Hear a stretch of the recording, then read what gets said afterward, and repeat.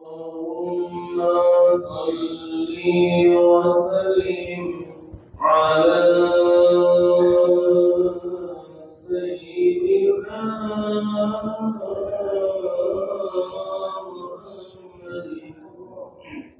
وعلى آل سيدنا محمد. اللهم صل وسلم وبارك عليه.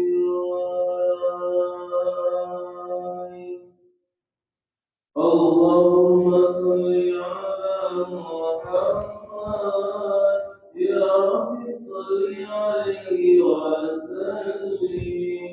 اللهم صل على محمد يا رب صل عليه وسلم. اللهم صل على محمد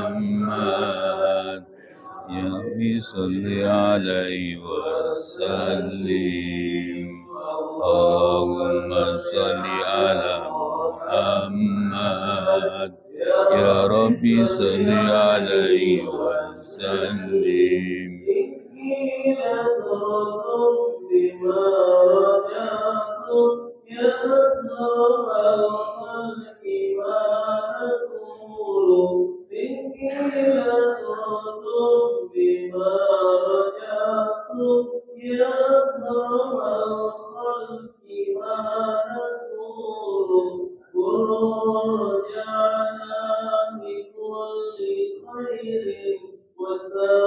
اللهم صل على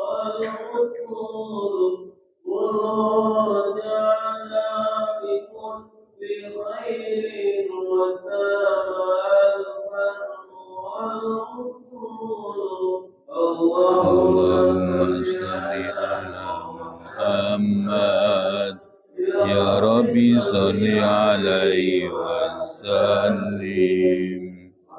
اللهم صل على محمد يا ربي صل عليه وسلم.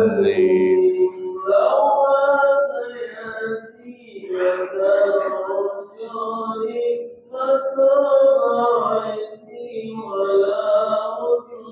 ربي صل عليه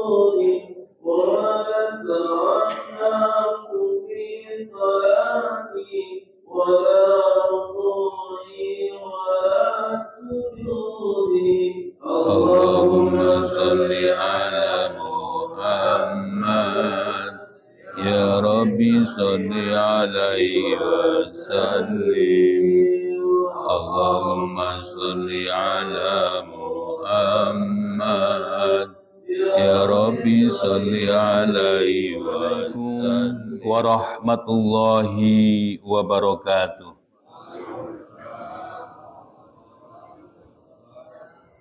Alhamdulillahi nahmaduhu wa nasta'inuhu wa nastaghfiruh wa na'udzu billahi min sururi anfusina wa min sayyiati a'malina.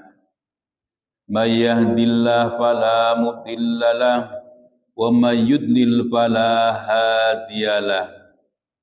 Ashhadu an la ilaha illallah wahdahu la syarikalah wa ashhadu anna Muhammadan abduhu wa rasuluh la nabiyya ba'da.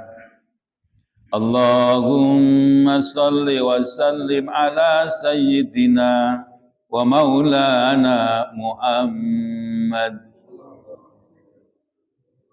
wa ala alihi wa ashabihi wa man tabi'ahum bi ihsanin ila yaumil qiyamah. Qala Allah Ta'ala fi kitabihil karim A'udzu billahi minasy syaithanir rajim. Bismillahirrahmanirrahim. Wal 'ashri innal insana lafi khusrin إلا الذين آمنوا وعملوا الصالحات وتواصوا بالحق وتواصوا بالصبر. Yang saya hormati Bapak Amrih selaku Ketua DKM dan jajarannya, yang saya hormati Bapak Khotib selaku Imam Tab dan sebagai tokoh masyarakat, serta para asatid. Mudah-mudahan Allah senantiasa memberikan cucuran rahmat dan keberkahannya kepada mereka.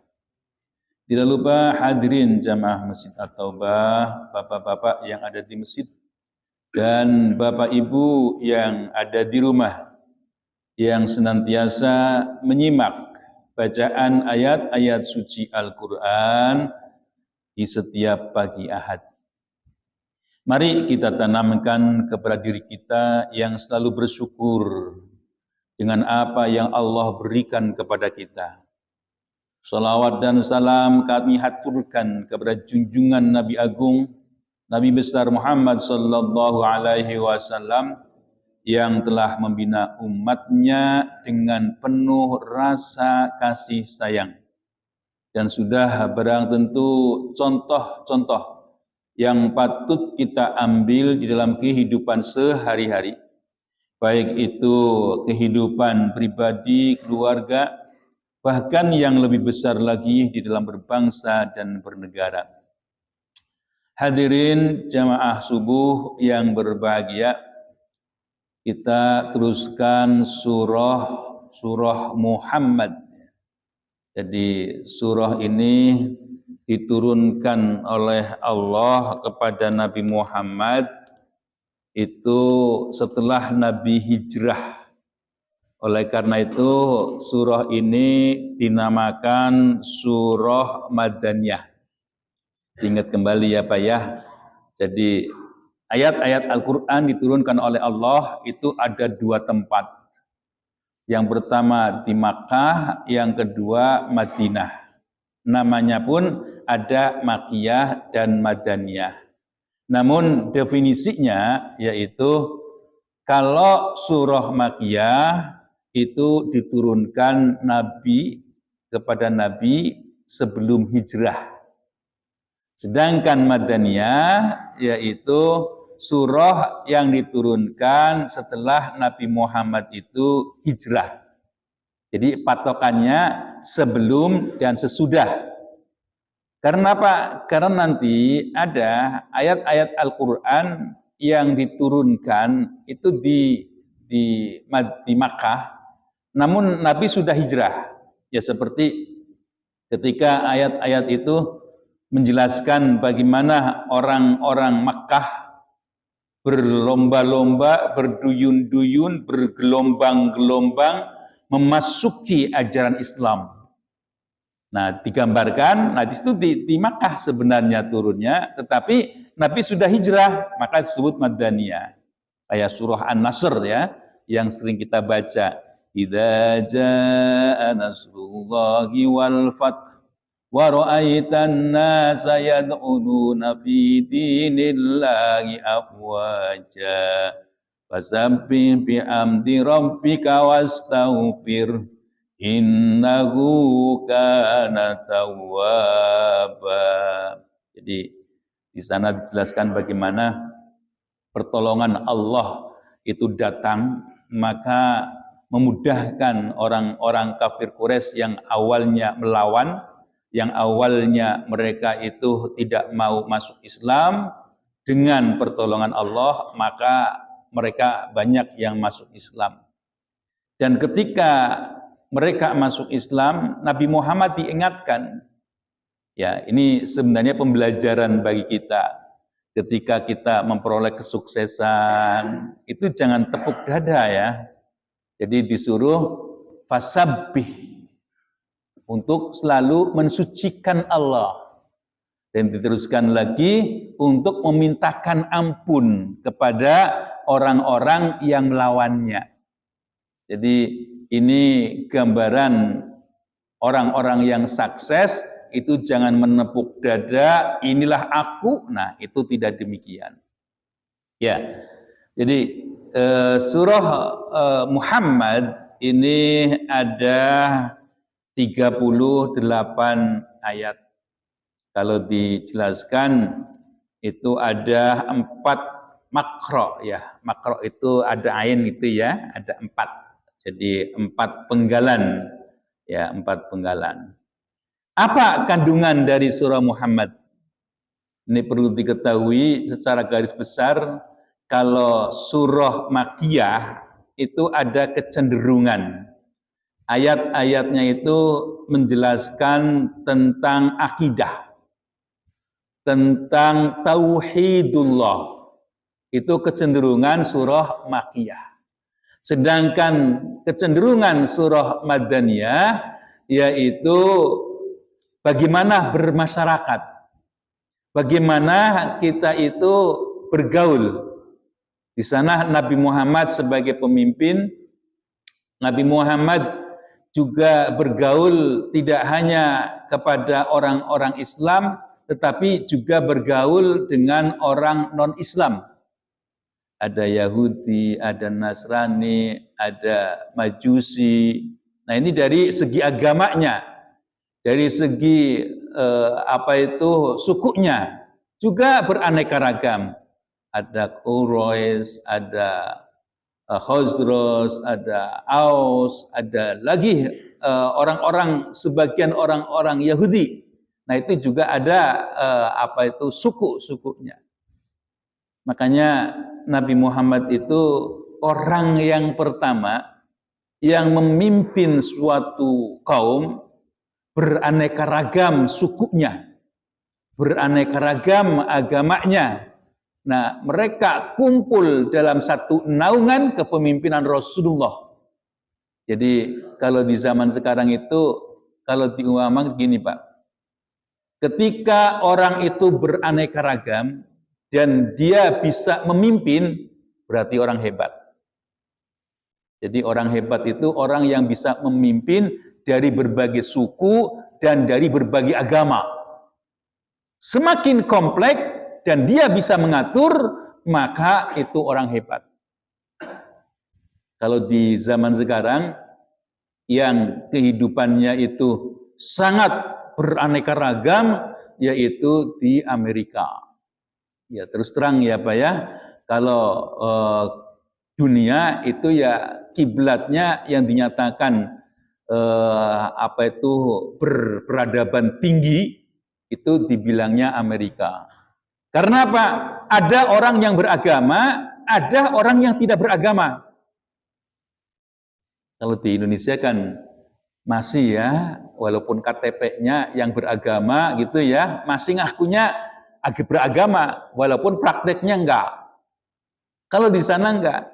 Orang yang beragama, yang melaksanakan agamanya rajin, berdampingan dengan orang yang tidak beragama, itu saling hormat-menghormati. Toleransinya itu luar biasa. Tapi ada juga ya Pak ya, yang kebablasan.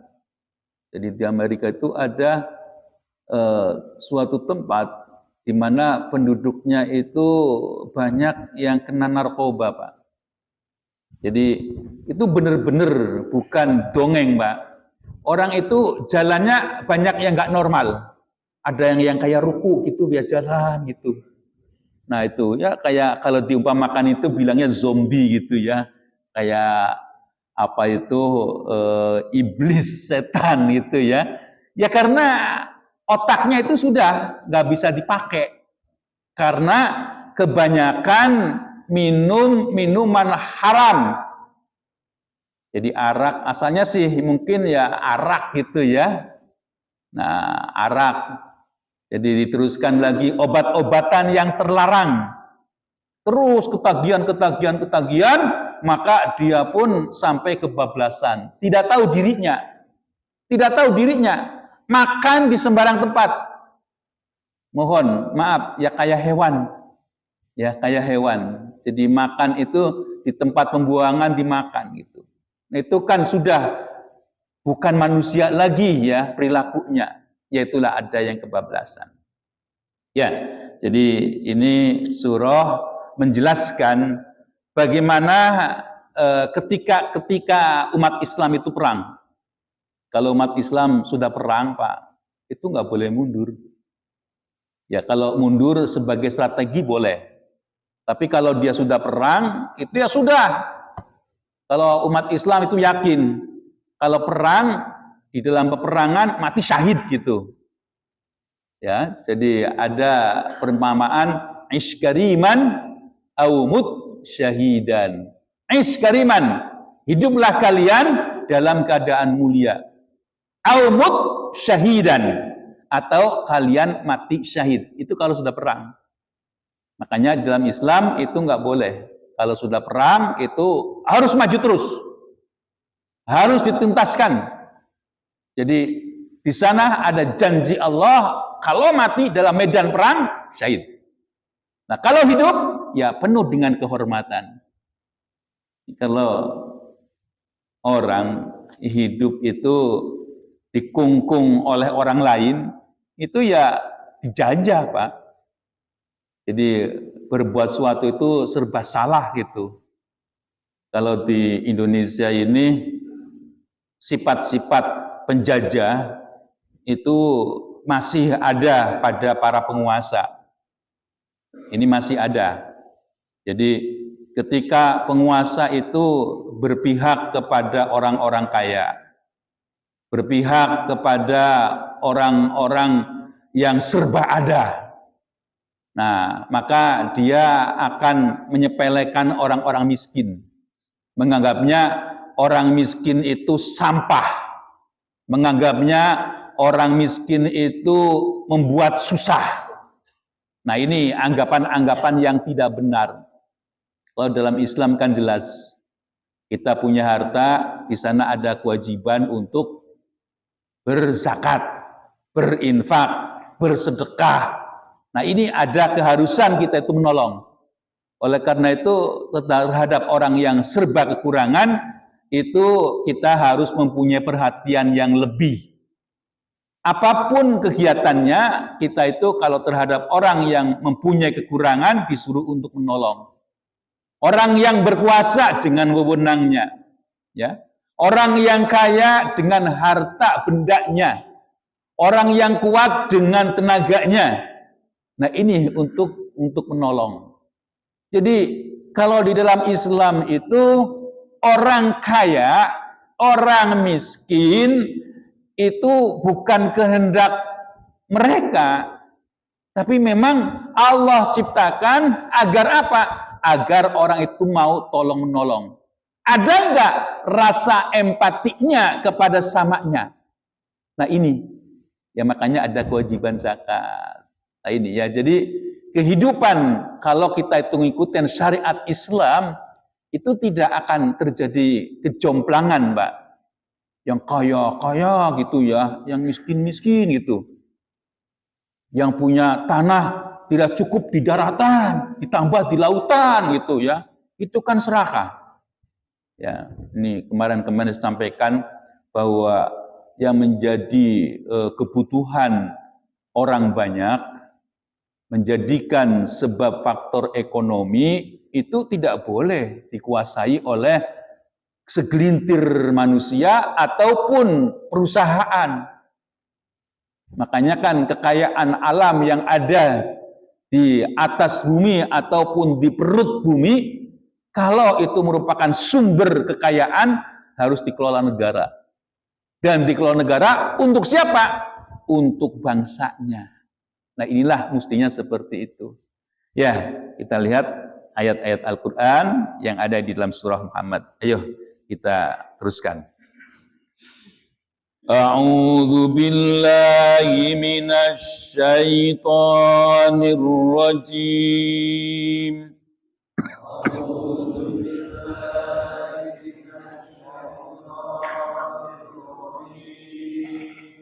Bismillahirrahmanirrahim.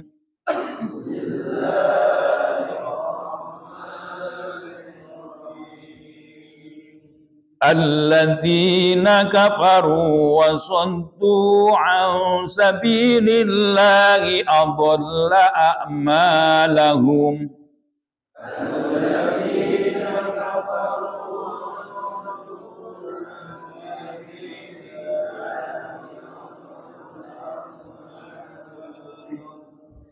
والذين آمنوا وعملوا الصالحات وآمنوا بما نزل على محمد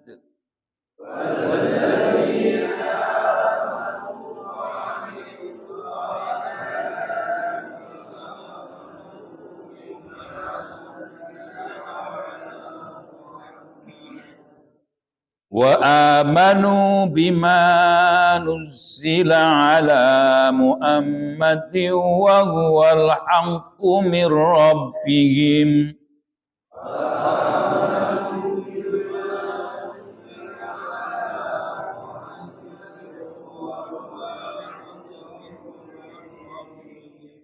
كفر عنهم سيئاتهم وأصلح بالهم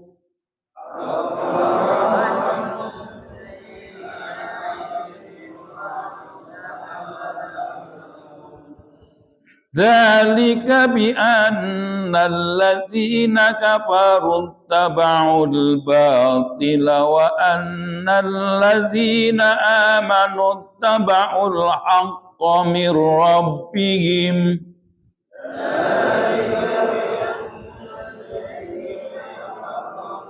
اتبعوا الحق وأن الذين آمنوا اتبعوا الحق من ربهم كذلك يضرب الله للناس أمثالهم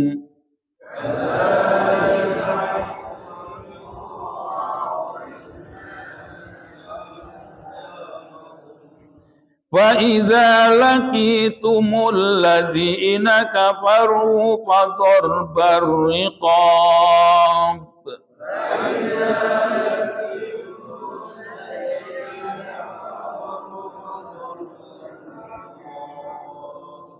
حتى إذا أسخنتموهم فشدوا الوثاق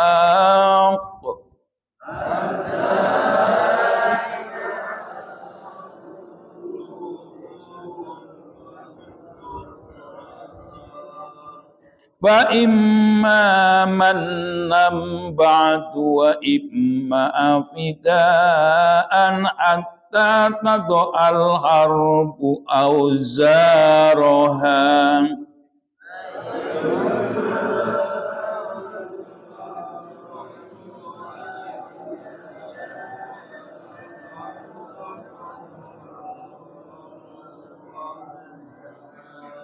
Ini ada tiga ya Pak ya. Itu namanya wakaf mu'anaqah. Jadi kita boleh berhenti di situ atau di dzalik juga boleh. Atau terus kalau bacanya yang kayak tadi boleh atau wa imma man nampa'tu wa imma fida'an hatta tadu'al harsu auzaroha dzalik. Itu boleh. Ya, jadi ada dua macam cara berhentinya. Kita teruskan. Dzalika walau yasha'ullahu lantasara minhum walakin liyabluwa ba'dakum bi ba'd.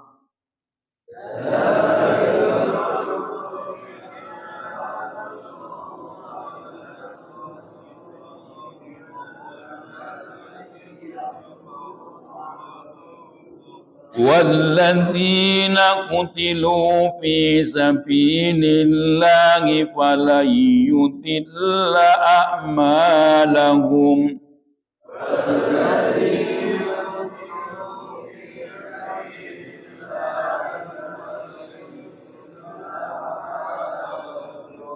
sayahdihim wa yuslihu balahum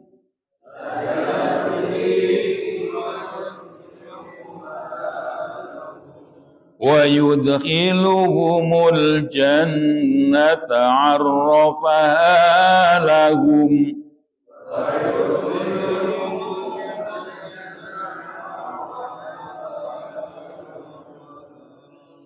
Ya ayyuhalladzina amanu in tansurullaha yansurkum wa yusabbit aqdamakum.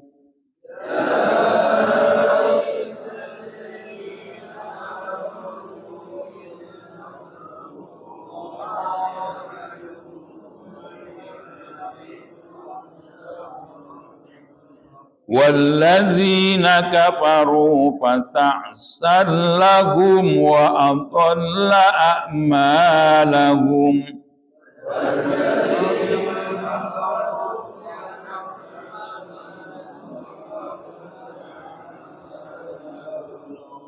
Dzalika bi annahum karihu ma anzalallahu fa ahbata a'malahum.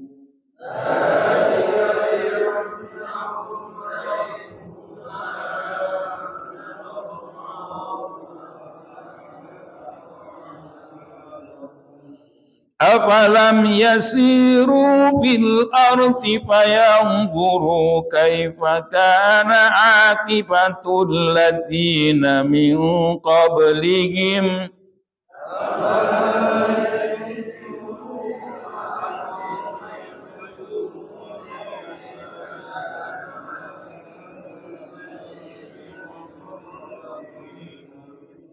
Dammarallahu alaihim walil kafirina amsaluha.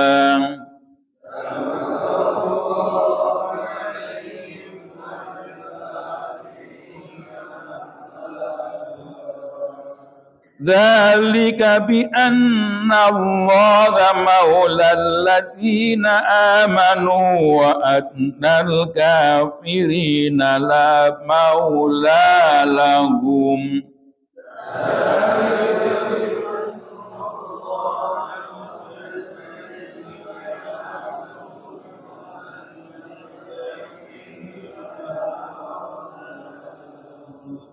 Sadaqallahul azim.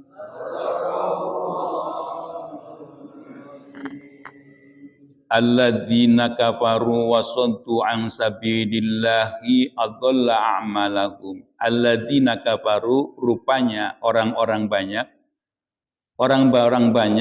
orang kafir. Alladzina kafaru rupanya orang-orang banyak yaitu orang kafir. Wasaddu an sabilih. Jadi kalau orang-orang kafir itu akan menyertai ya dirinya itu akan menghalang-halangi an sabilillah dari jalan Allah. Adalla a'malahum, maka Allah menyesatkan mereka. Walladzina amanu, dan orang-orang yang beriman, wa amilus sholihat, disertai dengan berbuat baik, wa amanu, disertai dengan kepercayaan bimanuzzila, dengan apa yang telah diturunkan ala Muhammadin, atas Nabi Muhammad, wa huwal haqqu, itu adalah nyata, itu adalah benar, mir rabbihim, dari Tuhan mereka. Kafara anhum, Allah menghapus dari mereka sayyiatihim, yaitu kesalahan-kesalahannya, wa aslaha balahum, dan Allah memperbaiki keadaan mereka. Dzalika bi annal ladzina kafaru, yang seperti itu, bi annal ladzina kafaru, orang-orang kafir, ittaba'ul batil, mereka mengikuti sesuatu yang batil. Wa annal ladzina amanu, dan sungguhnya orang-orang yang beriman, ittaba'ul haqqa, mereka itu mengikuti yang hak, mir rabbihim, dari Tuhan mereka. Kadzalika seperti itulah yadribullah, Allah memberikan perumpamaan linnasi bagi mereka amsalahum, yaitu suatu perumpamaan. Ya, Allah membagi bagi mereka sebagai perumpamaan. Ya, jadi surah Muhammad ini menjelaskan bagaimana perilaku orang kafir, bagaimana kita menyikapi orang fakir ketika kita itu perang. Nah, ketika kita perang, apakah harus ada rasa belas kasihan? Ya, memang kalau dalam Islam itu ketika berperang itu tidak boleh main curang, Pak ya. Harus gentle. Jadi kalau umpamanya perang, ya ketika dia masih gagah menghadapinya. Kalau musuh sudah terkapar, nggak boleh langsung diinjak, diludahi, dibabat, itu nggak boleh. Kalau dia itu sudah terkapar, amankan. Jadi diamankan itu ya bisa jadi diikat tangannya ya karena khawatir kalau dia itu nanti membuat curang, pura-pura tahu-tahu melawan. Makanya diamankan, diikat. Jadi pengikatan itu bukan penyiksaan, tapi pengamanan. Sama ya Pak ya. Jadi ada orang yang bertanya gini, ya kebetulan lagi membicarakan tentang orang beriman dan lawannya orang kafir. Pak Ustadz, kenapa kita ketika habis perang itu diperbolehkan mengambil harta rampasan? Bukankah harta rampasan itu milik mereka? Kan kalau peperangan itu ada harta rampasan ya, itu diperbolehkan dijadikan milik kita. Ya, karena apa? Kalau dia itu biarkan memegang harta, maka harta itu nanti juga untuk melawan kita, untuk biayainya. Jadi harta itu alat-alat persenjataannya itu juga harus diminta, nggak boleh dibiarkan. Karena sifat-sifat orang kafir itu mencari kelengahan kita. Jadi itulah makanya kita diperbolehkan. Pedangnya diambil, senjatanya diambil, kekayaannya yang ada di sakunya ambil. Karena apa? Ya kalau dia dibiarkan, nanti dia itu akan mencari kelengahan kita. Oleh karena itu, kita itu diperbolehkan ngambil harta dari mereka, agar mereka itu tidak berbuat yang tidak dibenarkan. Kalau sekarang sebenarnya kalau perang zaman sekarang Pak, itu lebih luas Pak. Kalau dulu perang itu ya seperti kita berhadapan-hadapan dengan pedang gitu ya, itu perang seperti itu. Ya kalau sekarang kan perang juga bertahap kan Pak ya, udara dulu gitu Pak, bombardir, dardir, gitu. Nah nanti kalau sudah bombardir kayaknya sudah nggak berdaya, laut mendekati. Nah di situ nanti darat, baru mulai perang yang sesungguhnya itu ya. Di sana keterampilan para tentara itu sudah dibekali, ya sudah dibekali. Makanya kalau tentara itu kan umur masih muda, itu pensiun ya wajar. Kalau tentara itu nggak bisa lari ya nggak bisa perang nantinya. Makanya kalau dulu itu 48 ya Pak ya, yang di bawah apa itu sersan itu sudah harus pensiun. Makanya sesudah jadi tentara biasanya jadi pengamanan ya Pak ya, keamanan. Ya masih gagah itu kan. Kalau ya itulah pertimbangannya seperti itu.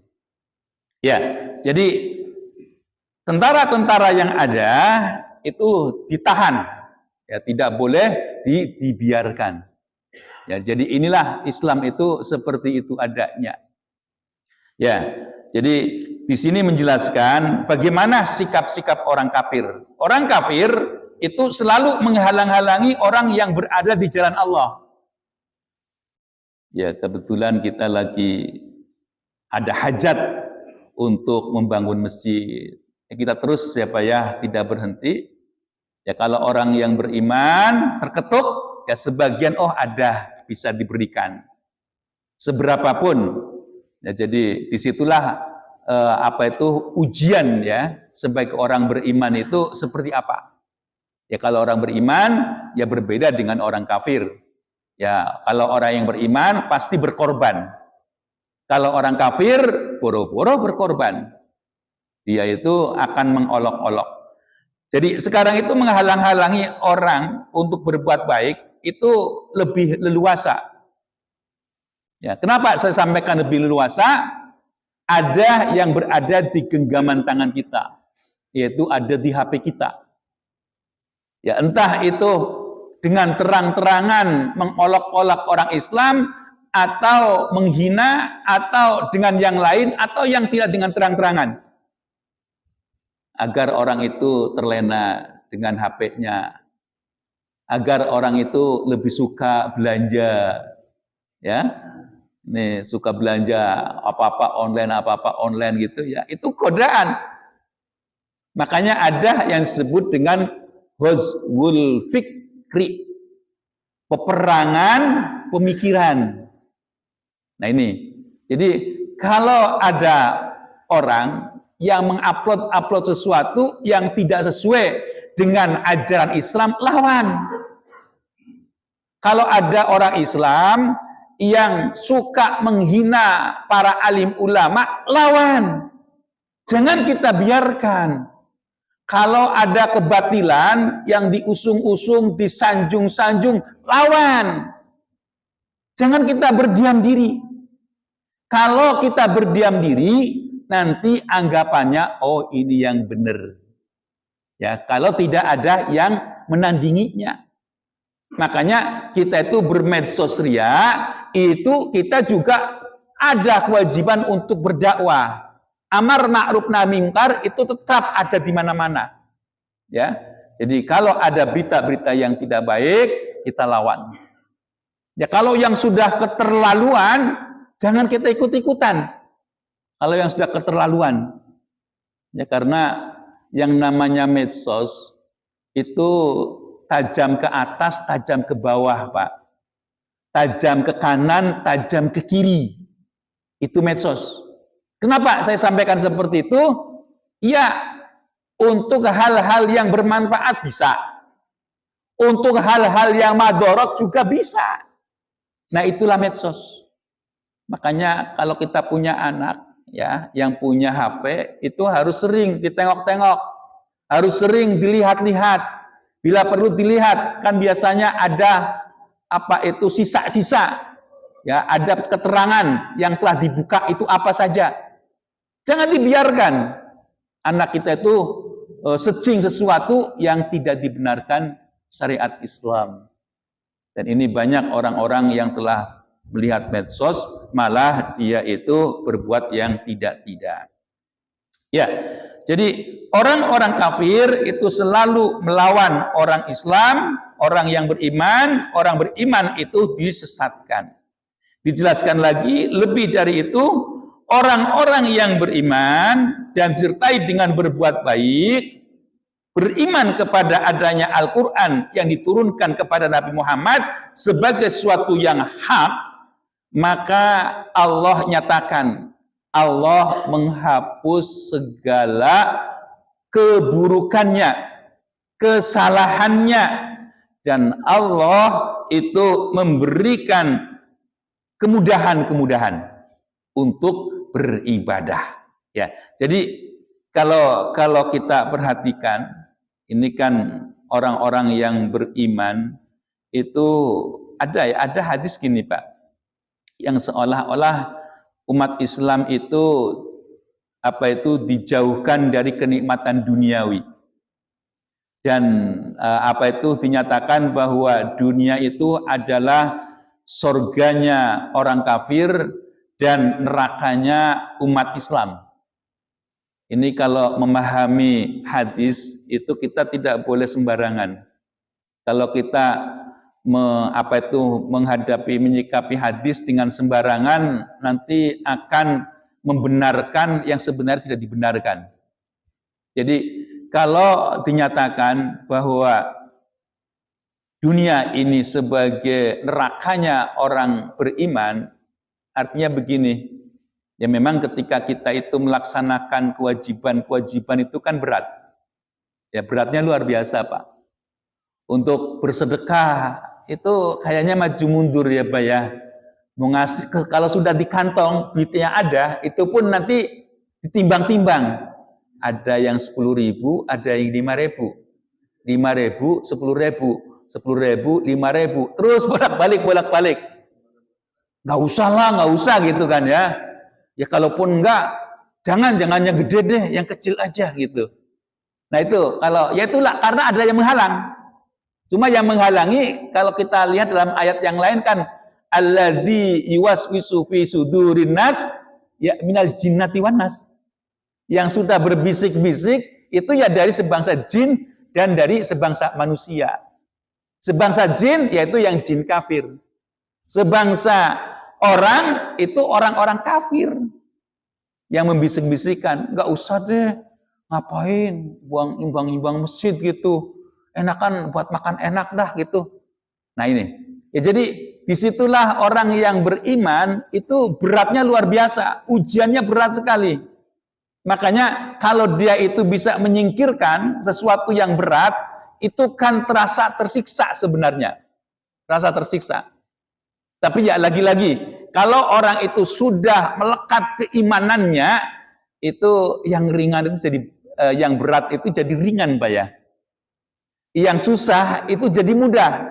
Yang kelihatannya orang-orang yang tidak beriman, orang itu berinfak berat, rugi, bagi orang yang beriman tidak. Justru ini yang saya taruh di masjid, itu yang milik saya. Nanti di akhirat akan ketemu gitu. Sama. Orang-orang yang mencari nafkah untuk keluarga, kalau orang itu sudah ditanamkan keimanan, maka ini adalah tempatku untuk beribadah. Segala kebutuhan di dalam keluarga, kalau memang ada, diberikan. Nah ini, jadi dia tidak akan menghalang-halanginya. Ya, jadi orang-orang yang beriman adalah orang yang kelihatannya itu tersiksa kelihatannya. Yang sesungguhnya dia itu menikmati kehidupan. Berbeda dengan orang-orang kafir. Kalau orang kafir itu orang yang selalu boros, menikmati sesuatu tanpa perhitungan. Ya istilahnya mohon maaf, halal haram dihantam gitu ya Pak ya. Wal kedual gitu ya. Jadi itulah orang-orang kafir itu seperti itu. Ya, ini juga pernah saya sampaikan, perilaku kita itu dibagi menjadi 3 ya Pak ya. Ada perilaku sebagai orang beriman, jelas. Kalau orang beriman itu mengikuti ketentuan-ketentuan yang telah Allah tentukan dalam Al-Quran dan mengikuti apa yang dicontohkan oleh Rasul. Itu orang yang beriman. Jadi berbeda dengan orang munafik, kelihatannya saja beriman. Kelihatannya dia itu wah luar biasa ucapannya, tapi prakteknya 0. Ya, jadi disuruh untuk berinfak, dia tidak mau. Disuruh untuk meramaikan masjid, tidak mau. Nah, ini hanya bualan-bualan ucapannya. Jelas kalau orang kafir itu ya kehidupan duniawi itu ya dinikmati. Pakainya aji mumpung. Karena orang-orang kafir itu biasanya orang kafir itu pasti ya tidak percaya kepada adanya hari pembalasan, adanya hari hisab, hari perhitungan, bagaimana amal-amal kita berada di dunia yang nantinya itu akan dimintai pertanggungjawaban. Itu tidak ada, konsep itu nggak ada. Ya makanya disebut dengan ateis, orang-orang yang tidak percaya adanya Tuhan. Ya. Jadi orang-orang yang beriman karena dia melaksanakan ketentuan-ketentuan Allah, maka Allah itu menghapus kekeliruannya. Dijelaskan lagi, dzalika bi annal ladzina kafaru taba'ul batil, bahwa sungguhnya orang-orang kafir itu mengikuti sesuatu yang batil. Ya, yang haram dihalalkan, yang halal diharamkan. Kebalikannya kalau orang-orang kafir. Wa annal ladzina amanu, dan sungguhnya orang-orang yang beriman ittaba'ul haq. Mereka itu mengikuti sesuatu yang dari Allah. dari Allah, yaitu ketentuan-ketentuan yang ada dalam Al-Quran. Ada perintah dia laksanakan, ada larangan dia tinggalkan. Jadi sebenarnya Al-Quran itu pokoknya ada dua, Pak. Larangan dan perintah. Cuma karena Al-Quran itu kaya dengan bahasa, maka perintahnya itu pun beraneka ragam. Ada perintah vulgar, ya kayak aqimus shalah wa atuz zakah, itu terang-terangan itu. Ya, dirikanlah sholat, keluarkanlah zakat, kutiba alaikumus syiyam, wajib atasmu untuk berpuasa. Itu perintah-perintah yang jelas. Perintah-perintah yang tidak boleh ada tawar-menawar. Nanti ada lagi disuruh untuk berinfak. Nah, di sana ada perumpamaan. Perumpamaan orang yang berinfak itu nanti akan dibalas oleh Allah, itu mempunyai cabang-cabang ya sampai 700 kali lipat. Nah, itu juga perintah, Pak, tetapi pakai gaya bahasa yang lain. Ya, jadi sama perintah tetapi pakai gaya-gaya bahasa yang lain. Jadi hakikatnya Al-Quran itu diturunkan itu ada dua pokoknya. Nanti ketika larangan pun demikian.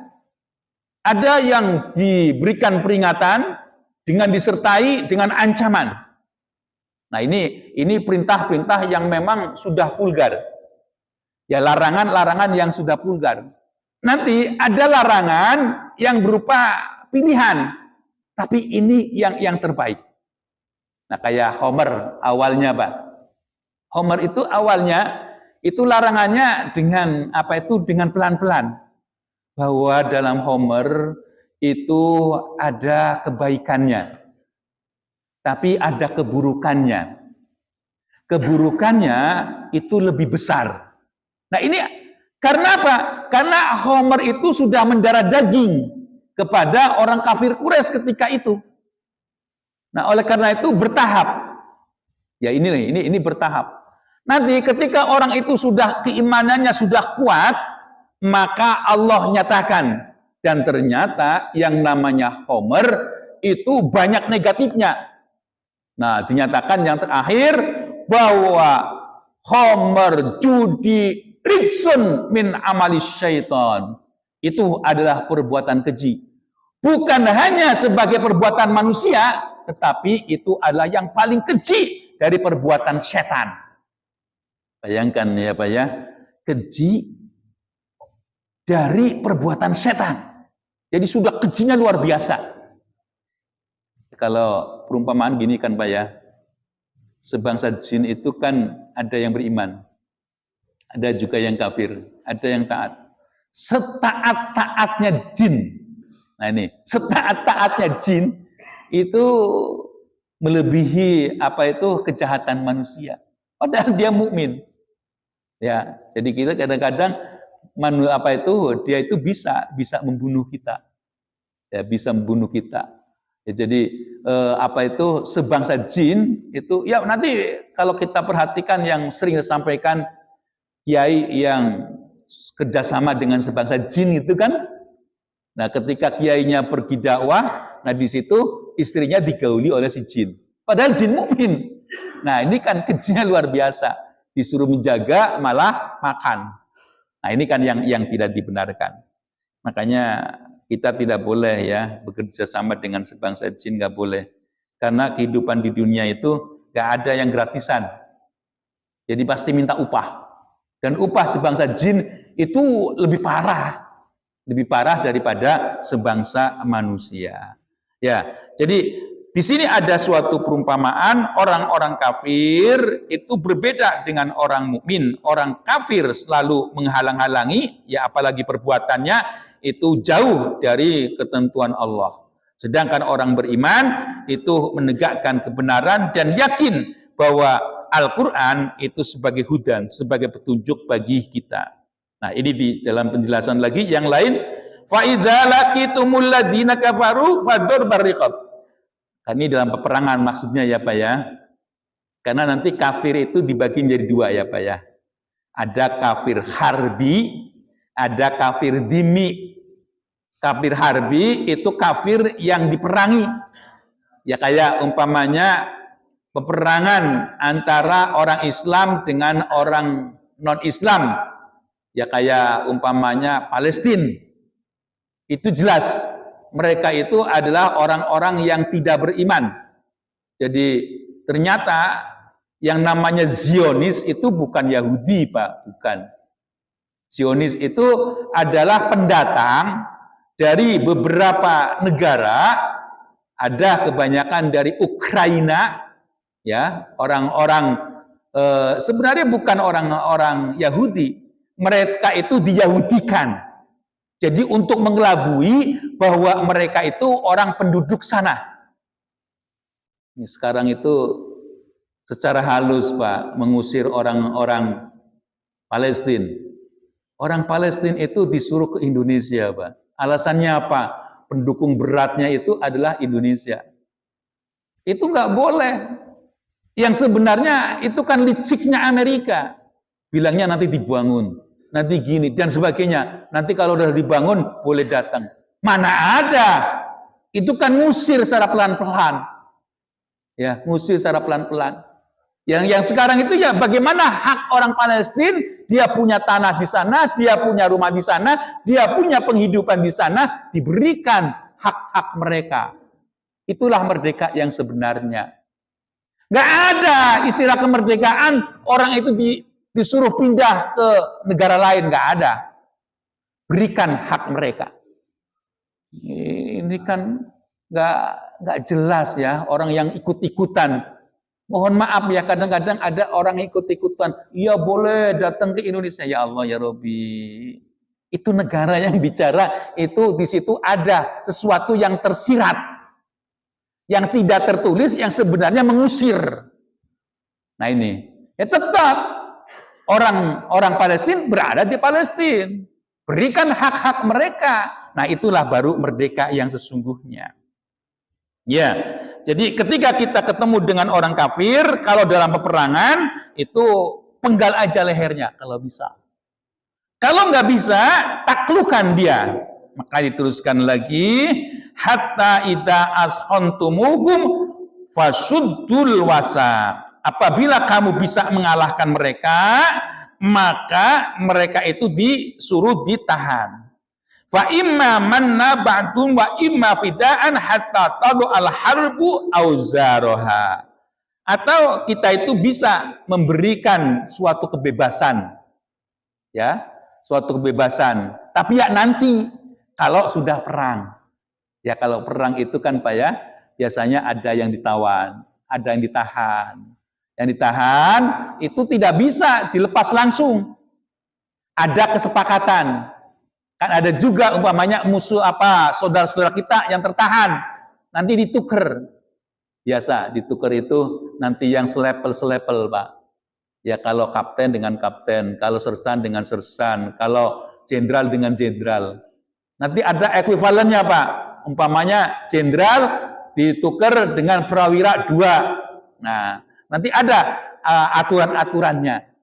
Nah ini.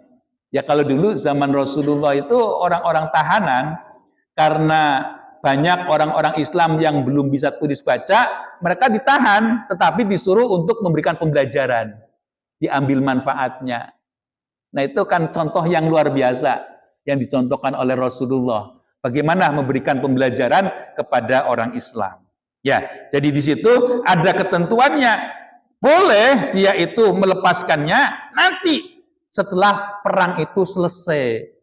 Jangan kita itu membiarkan orang lagi perang sudah ditahan, ya udah sana dah, balik lagi merangi kita. Nah, itulah ajaran Islam itu seperti itu, dari seperti itu. Walau yasha'ullah, kalaulah Allah itu berkehendak, lang tasara minhum. Ini lang tasara itu kalau di sini Allah tidak menolong ya. Lang tasara minhum. Nanti kalau dalam ayat yang lain itu engkau mengalahkan mereka, gitu ya. Jadi di sini ada faidah. Nah asalnya nasoro menjadi wazan ifta'ala intasara. Nah, ini mengalahkan mereka, walakin liyabluwakum ba'dakum, untuk menguji sebagian kalian biba'din, dan dengan yang lain. Walladzina qutilu fi sabilillah, dan orang-orang yang telah dibunuh di jalan Allah, walayudilla a'malahum. Allah tidak akan menghilangkan amal-amal mereka. Jadi di samping dia itu jaminan masuk surga, amalan-amalan baiknya itu tidak terhapus. Ya, tidak terhapus. Itulah orang-orang yang beriman itu seperti itu. Sayahdihim, akan berikan petunjuk, wa yuslihu balahum, dan dia Allah akan memperbaiki yaitu keadaan mereka. Wa yudkhilukumul jannah, dan Allah memasukkan mereka dalam surga arrafaha lahum, yang sudah diberikan tandanya bagi mereka. Hadirin jamaah subuh yang berbahagia. Jadi kalau orang Islam itu meninggal dalam keadaan angkat senjata, itu sebenarnya nggak mati, Pak. Nggak mati. Jadi ada beberapa hal yang Allah selamatkan jasadnya, yaitu para nabi, itu jasadnya nggak bakalan hilang, Pak. Nggak bakalan dia itu dimakan makhluk-makhluk yang ada di tanah, nggak bakalan. Orang syahid juga demikian. Bahkan dalam beberapa kisah gitu ya, dalam beberapa kisah, dan itu nyata, ketika ada orang syahid, dulu ya di pesantren-pesantren para kiai itu kan kadang-kadang malamnya angkat senjata melawan penjajah. Nah, ketika Pak Kiainya itu sudah dibunuh, nah terus santri-santrinya itu mengetahui kiainya dibunuh, maka dia pun dipulangkan, karena orang mati dalam keadaan syahid tidak boleh dicuci ya, dengan pakaian-pakaiannya itu dimasukkan. Ketika sudah masuk liang lahat, nah di situ ada ya, karena ada kebiasaan ya, ketika orang meninggal diadzankan, diiqamatkan dan sebagainya. Ketika mau diadzankan, dibuka dicoba dibuka yang berada di dalam kubur, yaitu telinganya, ternyata sudah nggak ada. Itu banyak kisah yang seperti itu, dan itu nyata. Jadi mereka itu memang diambil oleh Allah langsung, dan mereka itu hidup seperti kita, sudah makan makanan seperti kita, cuma beda mereka itu dalam surga, langsung di dalam surga. Kalau orang itu mati syahid, ya, kalau mati syahid itu yang perangnya itu benar perang yang menghadapi musuh, Pak, menghadapi musuh. Jadi jangan kita itu nanti ditipu untuk membuat keonaran, dibilangnya perang, ya janganlah gitu ya. Ya kayak semacam teroris, itu jangan percaya. Nah ini, ya jadi di sini kita itu sebagai seorang mukmin itu akan Allah selamatkan, ya akan Allah selamatkan. Akan Allah beri petunjuk ya, jalan yang benar, dan sudah diberikan tanda-tandanya. Ini biasanya kalau orang yang beriman itu ketika akan meninggal, akan dicabut nyawanya, itu biasanya Allah berikan tanda-tanda. Ini loh kamu tempatnya. Ini loh yang nanti akan dibalas oleh Allah. Nanti ada beberapa tanda-tanda hanya untuk dia saja yang beriman yang bisa mengetahui. Itu ada beberapa tanda-tandanya. Ya, kayak umpamanya dia itu dengan akhir kalam la ilaha illallah. Terus keringetnya itu ngucur gitu ya Pak ya. Terus mohon maaf, nanti ada lagi yang menjelaskan harinya hari Jumat. Nah, ini ada beberapa tanda-tanda orang yang masuk surga, yang hidupnya itu akan husnul khotimah. Ya. Wa yudkhiluhumul jannah arrafahu lahum, yang Allah sudah memberikan tanda-tandanya. Ya ayyuhalladzina amanu, hai orang-orang beriman, in tansurullaha yansurkum wa yusabbit aqdamakum. Apabila kalian itu menolong Allah, maka Allah pun menolongmu. Wa yusabbit aqdamakum, dan Allah akan memberikan pondasi-pondasi yang kuat. Ini kadang-kadang ada orang yang mungkin tidak baca Al-Quran, tidak apa. Masa Allah harus tolong? Bilangnya seperti itu ya. Padahal ayat tentang Allah, kita menolong Allah itu banyak. Nah, di sini jelaskan intang surullaha yang surkum wa yusabbit aqdamakum, artinya begini. Ya kalau Allah perintah ya laksanakan. Kalau Allah larang udah tinggalkan. Kira-kira seperti itu. Jadi kita ibadah itu kita melaksanakan perintah Allah, itulah yang menolong Allah. Jadi kalau kita itu tidak mau sholat, itu yang dia itu nantang Allah. Nah itu yang disebut dengan menolong Allah. Walladzina kafaru, dan orang-orang kafir, fata'sallahum wa adalla a'malahum. Allah membuat kesengsaraan bagi mereka, wa adalla a'malahum, dan Allah itu juga menyesatkan a'malahum, perbuatan mereka. Dzalika bi annahum, yang seperti itu karena mereka karihu, segan, benci, ma anzalallah, apa-apa yang Allah turunkan. Ya, jadi orang kafir itu kan mereka itu benci ya, apalagi terhadap kandungan ayat-ayatnya. Bacaan-bacaannya saja mereka benci. Ayat-ayat suci Al-Qur'an yang menunjukkan syiar Islam mereka benci. Nah, oleh karena itu fa'ahbatu a'malahum, maka Allah menghapus a'malahum, perbuatan-perbuatan mereka. Jadi perbuatan-perbuatan baiknya itu dihapus semua. Makanya kalau orang-orang kafir itu nanti tidak ada timbangan. Ketika berada di akhirat nanti itu nggak ada pertimbangan. Langsung cabut neraka, nggak ada timbang-timbang. Ya walaupun nanti ada yang menyatakan orang yang ditimbang itu pasti masuk neraka. Ya, masuk nerakanya itu walaupun ya kalau kita sebagai seorang muslim, orang yang beriman, ya masuk ke neraka, tapi neraka yang paling ringan ya Pak ya. Seringan-ringannya api Pak. Waquduhan nas wal hijarah. Nah ini ya. Afalam yasiru fil ardi fayanzuru kaifa kana akibatul ladzina min qablihim. Ini kita disuruh untuk melihat sejarah Pak. Apakah mereka tidak melihat bagaimana di permukaan bumi, bagaimana akibat orang-orang yang tidak beriman dan sebagainya. Makanya Al-Quran itu banyak kisah. Ada Namrud dengan Ibrahim. Ada Fir'aun dengan Musa. Nah ini ada penguasa dan di sana ada nabi-nabi yang memberikan pencerahan. Namun apa? Namun mereka itu menolak. Tammarallahu alaihim, maka Allah menghancurkan atas mereka. Walil kafirina amsaluha. Inilah bagi orang-orang kafir, inilah perumpamaannya. Jadi kalau dakwah untuk orang beriman itu isinya yang menyenangkan ya Pak ya. Mari kita siap-siap untuk menjemput Ramadan. Karena apa? Orang yang senang dengan Ramadan dakhalal jannah.